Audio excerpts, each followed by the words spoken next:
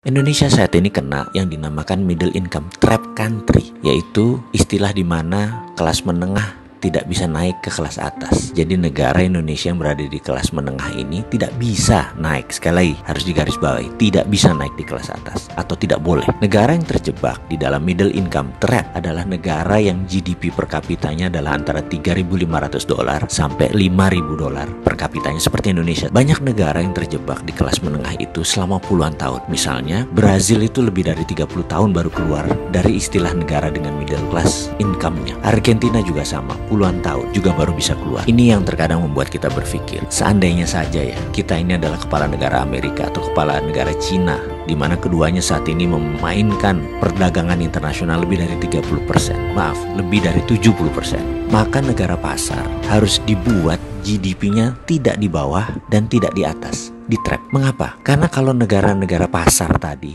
income-nya naik, maka negara tersebut harus menjadi negara produsen. Dan ini malah menjadi kompetitor negara besar. Nggak boleh. Jadi nggak boleh negara tersebut jadi produsen. Kalau negara tersebut miskin, misalnya GDP-nya di bawah 1.000 per kapita, mereka nggak mampu beli barang Cina dan beli barang Amerika. Dan kedua negara itu nggak mau membuat negara tersebut miskin. Makanya negara-negara market harus dijebak di tengah. Cara trapnya bagaimana? Dan mengapa harus di trap atau dijebak? Biasanya negara yang berpenduduk besar yang dijebak di tengah oleh negara kapitalis. Caranya dengan jangan jadikan mereka negara produsen dan manufaktur. Kedua, jangan jadikan mereka swasembada pangan. Terakhir, jangan mereka bisa mengendalikan energi. Ada sebuah perkataan dari Menteri Luar Negeri Amerika dulu namanya Henry Kissinger. You control the food, you control the people.